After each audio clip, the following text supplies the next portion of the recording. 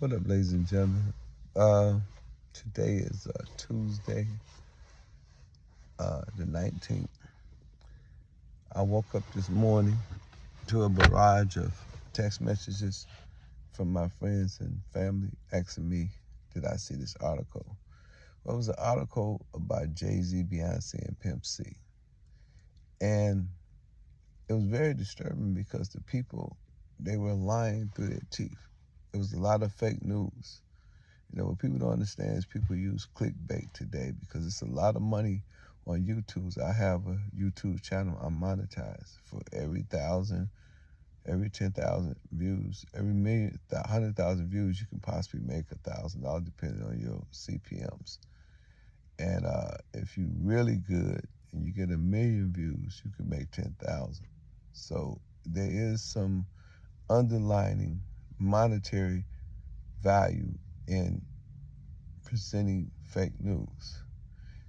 In this article, they said that Pimp C and Jay-Z were feuding in the Pimp C and the Big Pimpin' video because possibly Pimp C may have slept with Beyonce. That's BS, man. Because Jay-Z and Beyonce weren't even together doing the PIMP video last I checked. I was told at the Pimp C funeral, and all of you that attended the funeral, that the feud stemmed from Pimp C basically believed that UGK had a certain style called country rap tunes, and that a lot of artists were trying to mimic that style, and Pimp C was upset and he refused to give away any UGK style, to help other people to destroy or to compete with them in terms of the country rap tunes perspective, right? Now, personally, me talking to Pimp C, I know exactly what was going on and why it was going on and why Pimp C felt the way he felt about a specific person. I can assure you it was nothing to do with a female. I don't think neither one of those brothers, Jay-Z or Pimp C, will let a female, alter their behavior or alter their thinking or create or cause them to do anything because of their feelings or something that's impulsive based on, how they feel about a specific person or a specific female. So, that's erroneous and it's fallacious. So don't even go with that one. That's not true. I've been knowing Pimp C for many, many years, and yes, I did see a tape, but let's be clear. For all the people out there, let's be clear. It was never about me saying I seen a tape with an R&B person and a very famous, affluent rapper, because I did see it, but that wasn't the reason why it's so populated now. I was on Boss Talk. Listen, ladies and gentlemen, I was on Boss Talk, and Bo was on there, and I was on there. We was having some Pimp C moments. And I said, I bet you didn't see the sex tape that Pimp C had. And he replied, yes, I did. So it was not even a clickbait or a moment to go viral for me. That was never my intentions. However, the tape went berserk. Boss Talk did millions of views behind that tape. And I had plenty of interviews where people asked me about the Pimp C sex tape. And I never revealed or told any interviewer, who was on the tape. Because, I'm from the block, and we understand that if somebody show you something in privacy and they tell you not to tell nobody, and you go out there and you tell somebody, or you say, hey man, woo, woo, woo, and you tell the public. Now it's okay probably to whisper to a few close friends, but if you tell the public, in so many ways, on the block we call that telling, not snitching, but telling. somebody's business, you know, and I don't want to tell nobody business. I don't want nobody to think that I'm throwing my man under the bus, because I'm not. Now, I don't need no story about Pimp C or a sex tape to get views, you know, because that's not my objective. That don't help me. It don't put no money in my pocket. Because if that was the case, I would have broke the story on my own channel, because I'm monetized as well. You know, I could have got that money myself. You know, that probably would have made me a nice little bag. But like I said, it came out accidentally on Boss Talk. Now, it was not Jay-Z and Beyonce, as I can remember, was not together at the time that this tape was made.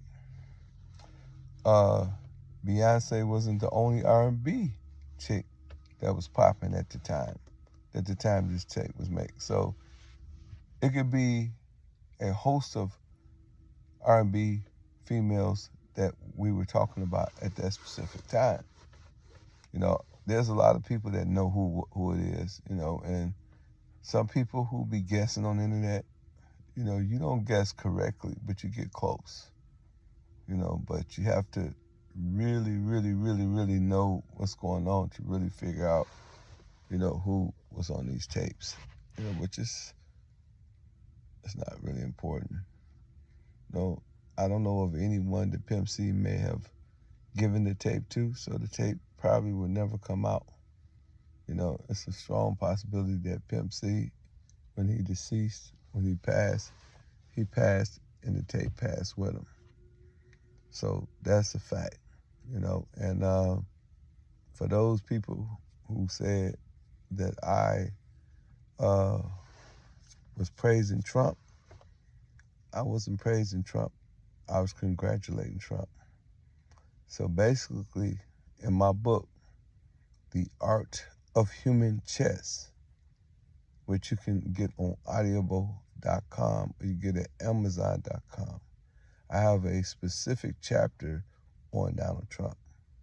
And I was saying that Donald Trump is an art of human chess player, that the things that he done in New York back in the day with Grand Central Station, how he was able to acquire that, how he was able to get the government to give him 100 years of a free tax rebate, you know, and he didn't have to pay taxes for 100 years, and he only had to pay $1 or something like that. You know, I don't remember the story verbatimly, but if you read my book, you can see what I was saying.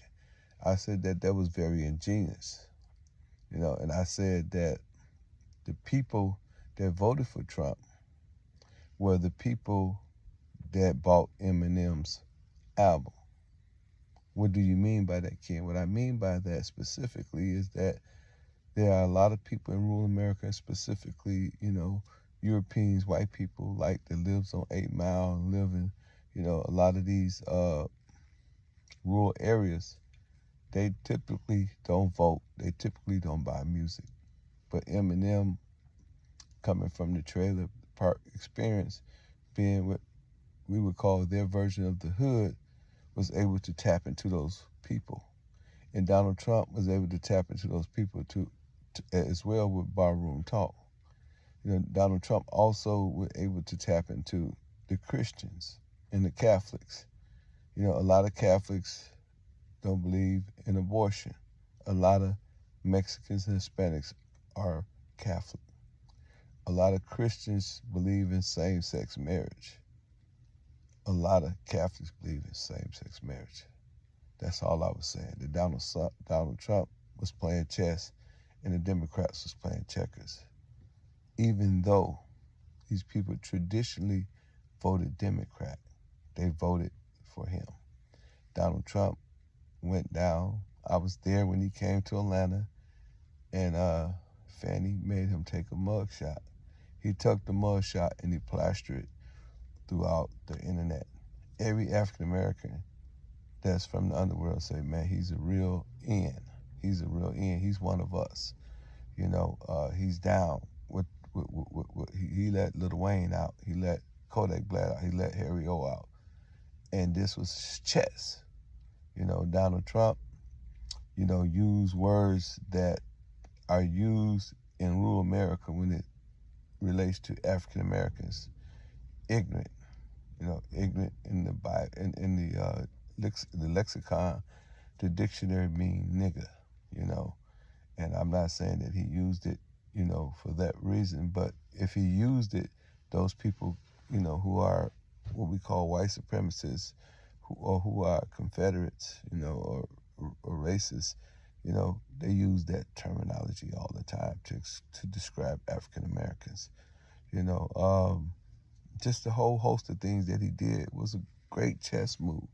And that's what I was talking about in my book. And if you read the chapter on Donald Trump, what I say about Donald Trump, which I wrote way before Donald Trump ran for his first presidency, you would see that I was spot on. I was saying that the man obviously, understand how the human mind works. He understands the psychology of people. And that's how he was able to win the presidency. The traditional campaigning Democrat, going out, shaking babies, kissing babies, and having a ground game, spending a lot of money on campaign ads, those tactics is going out the door. And Donald Trump understood that. So I didn't praise Donald Trump. I just said that he was a great chess player. He played, and I talked about it in my book, The Art of Human Chess. And there I talk about, never interrupt your enemy when they make a mistake.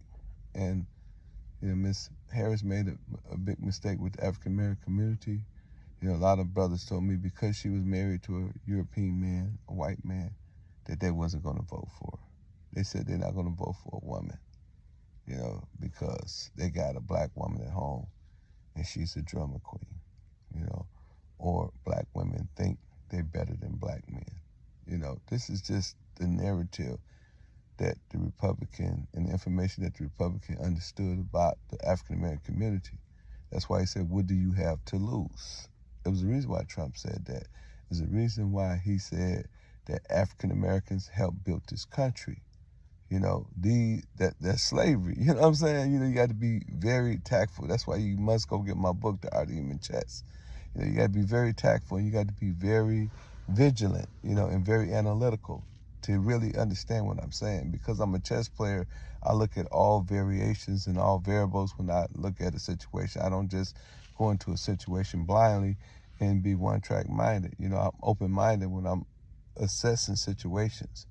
So, that was one of the things that, people was talking about. And then a lot of African Americans is now saying, man, I voted for Trump. He talking about death penalty for drug dealers. And a lot of drug dealers voted for him. He talking about death penalty for sex trafficking.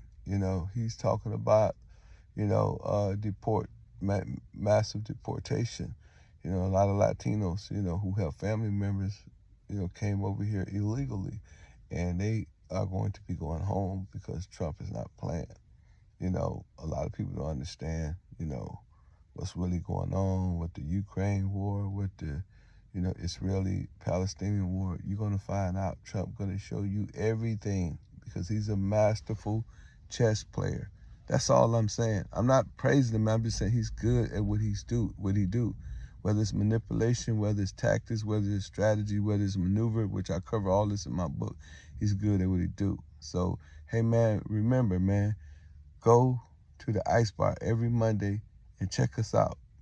The Hip Hop Fraternity, you can join for free at HHF Media, become a member for free, and go get both of my books, Pimpology, The 48 Laws of Game, at audible.com. You can get on your phone now, or you go get The Art of Human Chess. Just simply type it in my name, Pimpin, at audible.com. And you can go get the book at hhfmedia.com too. And all our meetings are free. You get to perform free. We're definitely looking for new artists. So the only way I can see how good you is if you come on Monday, every Monday at the Ice Bar, 5456 Fayetteville Road, and we can definitely, and hey man, shout out to Jay-Z, shout out to Beyonce, shout out to Pimp C family. Hey man, this ain't got nothing to do with that. That's not even what I'm talking about.